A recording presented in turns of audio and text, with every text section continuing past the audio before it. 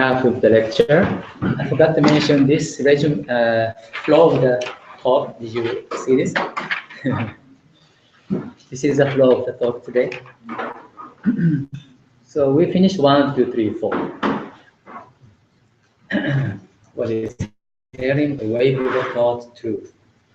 The description of hearing Buddhism reflects our deeds in daily life and 3 kinds of karma. And 3 kinds of karma is displayed on the monitor. Thought has control over our speech and body action. And Buddhism puts most emphasis on the working of our mind. And we're going to get into topic of number 5. How our actions cause our own suffering. Maybe you were talking about law of cause and effect during the discussion. The law of cause and effect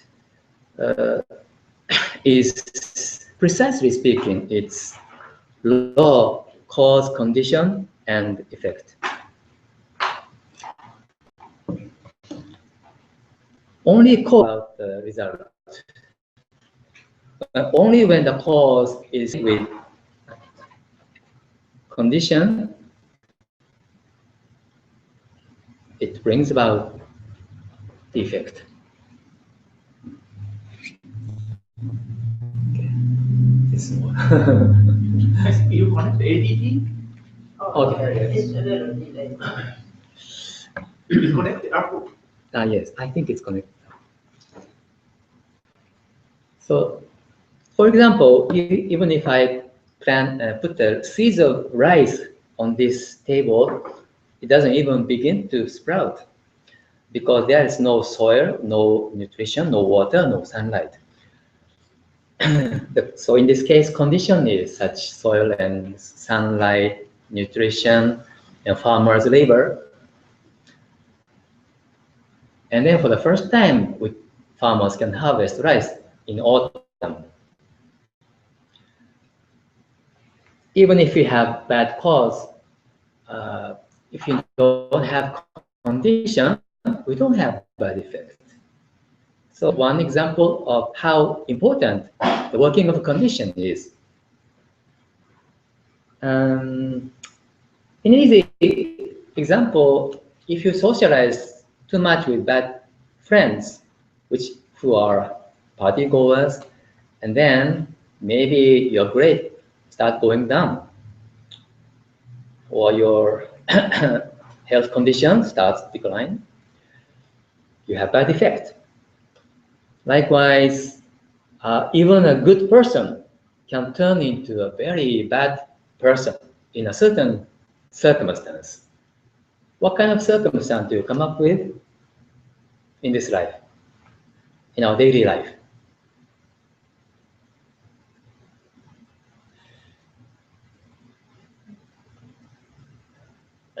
We see this a lot in this country. It's an example of road rage. Recently, I read one article about road rage. Somebody in Florida was killed in road rage. He was just released from the prison. He was serving almost 10 years in the prison because he killed somebody in a road rage. But this time he was killed in a road rage. There's interesting research about road rage. The condition of being behind the wheel. The U.S. National Highway Traffic Safety Administration says during driving frees people from typical social constraints because it involves both private and public behaviors. As a result, according to National Highway Traffic Safety Administrations, people are more likely to experience rage while behind the wheel. A motor vehicle, this organization notes, a motor vehicle insulates the driver from the world outside while at the same time traveling through it. Shielded from the hostile outside environment by tinted windows and the microclimate that defies the seasons, a driver can develop a sense of anonymity and detachment, as if an observer of the surroundings rather than a participant. Are you following? The anonymity provided by this insulation can erode the inhibitions to antisocial behavior that normally shape interpersonal relations. That is, some people feel less constrained in their behavior when they cannot be seen by others, and or when it is unlikely that they will ever again see the witness to their behavior. When emboldened by the seemingly invincible power of a motor vehicle, a driver's feeling of anonymity can result in extreme rudeness and even transform an otherwise nice person into a dangerous, raging individual. Isn't it interesting? We have to be careful. What, I don't understand, what's the cause in that situation? Cause. What's the cause? Cause I understand is- what the effect was, what's the cause? Yes, that's a very good question. Of course, cause is in each individual's mind, Okay. because people have such a evil Like anger, anger. the condition of the road environment brings out the anger. Usually it's dormant. Mm-hmm. Yes, or stress, frustration, Mm-hmm. which even the person himself aren't aware.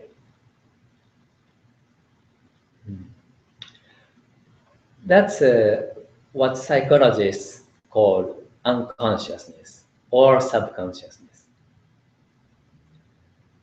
So as a result, nice person transform into a dangerous, raging individual. But nothing happens without a cause. So we have to be reminded that the cause, because there was a cause in his or her mind, that's why cause and condition are united behind the wheel, and it brings about road rage.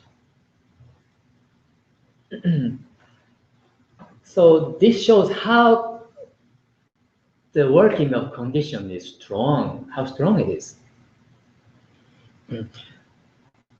So we have to be careful how to choose a good condition and avoid bad condition. And if you know that you have a lot of stress, be careful when you're behind the wheel.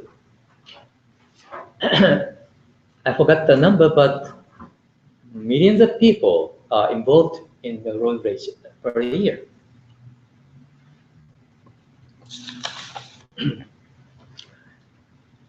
And Buddhism teaches that in this human realm, we are living in the realm of human beings. In this realm, there are not much bad condition. So as a result, even if we have a lot of bad cause, if I use a common term, bad karma, even if you don't have, even if you have a lot of bad karma, because there are not much bad condition in this realm of human being, we don't need to suffer so much in this life.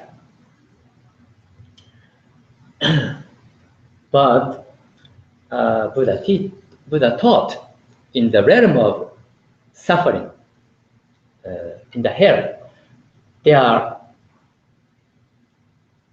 very much bad condition. So our bad karma will be united with bad condition, and as a result, we will have a lot of bad effect. That's the suffering of the hell. A Buddha taught the lifetime of suffering, the realm of suffering, which is hell, it's very long. It's called 80,000 kalpas.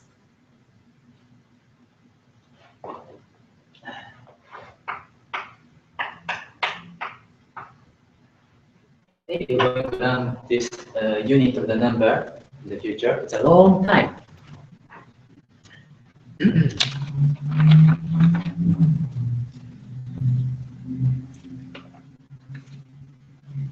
In this way, Buddhism teaches a lot about the hell, but of course, many people don't accept this idea, and some people argue back.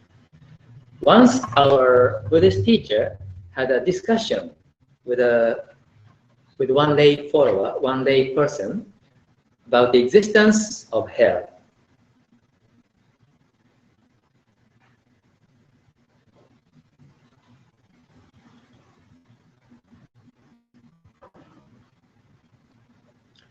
So this is the conversation. I hear, this is the word of layperson, I hear that Buddhism teaches about the hell, but I don't believe that. I can't accept it. And the teacher said, there are things in life that are there that have nothing to do with it, whether we believe it or not. Hell is one of them. Then you mean there are monsters in hell that sinners, that simmer, the sinners in the cauldron? Yes. Then, do you know the name and the address of the blacksmith who made the cauldron? Of course I know them. Then convince me more in detail. I can tell you the name and the address of the blacksmith anytime. But before getting into that, let me ask you something. Have you ever been chased by a dreadful beast in your dream? Yes, I have. In such a dream, which legs do you use to run away? These two legs of mine, of course. Are you sure? While you're having a dream, I think these legs of yours are laid still in the bed. Maybe so. Precisely speaking, it's not these legs, but the legs of my body in the dream. That means you have two bodies while having a dream, right? Yes. Then I'll get into the point now. The hell in Buddhism is a dreamlike world which is created by our bad karma. Oh, you mean the hell is a dream? The word dream sounds like something unreal, but while we're having a dream, it's real. It's as real as this world. That's why we run away desperately from a dreadful beast, and we get soaked with cold sweat in the bed. We realize that it has been a dream only when we awaken from it. So once again, the hell is a dreadful dream that is created by our own mind. And it's not only the hell, but this realm of human being is also a dreamlike world. Of course, we don't consider this world as a dream. No. But it is merely because we're in the middle of this dream. After all, when we arrive at the end of our life, we will realize it. In the human realm, fortunately, there are not too much suffering. I understand that, but what about the name and the address of the blacksmith? It's ourselves. We ourselves create our own hell. Why is that? Buddhist teaching is based on the law of cause and effect. Buddha said, good causes produce good effects, bad causes produce bad effects. Own causes produce own effects. Whether it's good or bad, all the effects we receive are produced by our own actions. This is all about the conversation and discussion between a Buddhist teacher and the lay person. Did you follow the story?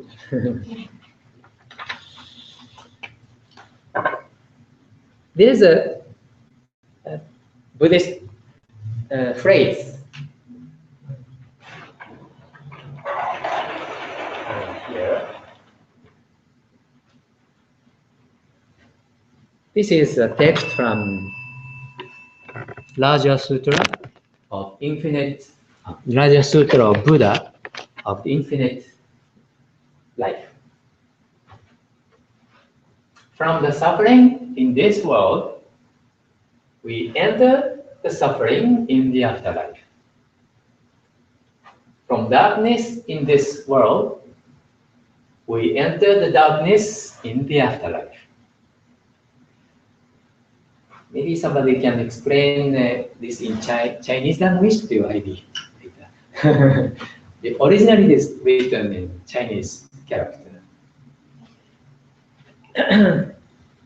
So, because we have suffering in this world, that's why we have to enter the suffering in the afterlife. And because we have darkness in this life, we have to enter the darkness afterlife. Because the future is the extension of the present. When we hear the word future, we feel it's so far away. But next year is also the future. And next month is also the future. Tomorrow is also the future. And next breath we're going to inhale. This is also the future. When we hear the word past, it sounds very far away, but last year is the past, and last month, July, is the past, and yesterday is also the past, and the breath we inhaled just now is also past. So each exhalation and inhalation of our breath, the future world, future life, and the past world are touching with each other.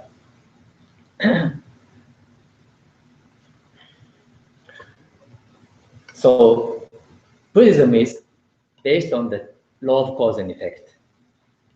And this law of cause and effect runs through the three worlds. So it is called the law of cause and effect in the three worlds. Three worlds means past world, present world, and future world. And the result in the present world was created by the cause in that past world. And the result in the future world will be created by the cause in the present world. So if we change, by changing the cause in the present world, we can change the result in the future world. So if Shakyamuni Buddha, the founder of Buddhism, taught suffering world because people live in the suffering right now in this life. So how can we change our destination? Number 8. How can we change our destiny? It is by listening and by Amida Buddha's salvation. So we're going to talk about this salvation in the future study session, but let me mention one thing. Amida Buddha's salvation is like a very strong condition, and it's a good condition. Even if we have a lot of bad karma, if you have a very strong good condition, we can have good effect. This is the ultimate goal of Buddhism. It is like a diamond. It's an analogy. Let's say diamond is the effect, and the cause of the diamond or ingredient of the diamond is carbon. See, we write it with the symbol of C, alphabet C. Carbon. Carbon is very cheap and everywhere. But once this carbon are kept in a certain condition, it is high temperature and very high air pressure. Too high temperature and high pressure, then carbon becomes diamond. So our mind is like carbon, but once we have the strong condition of this salvation, we can change our destiny and have true happiness. Attaining true happiness is the ultimate goal of Buddhism. So this is the purpose of Shakyamuni Buddha, who taught a lot of health and law of cause and effect. So it's time to have a group discussion. So the question this time is why Buddha taught about the hell. Let's have a group discussion for 8 minutes. I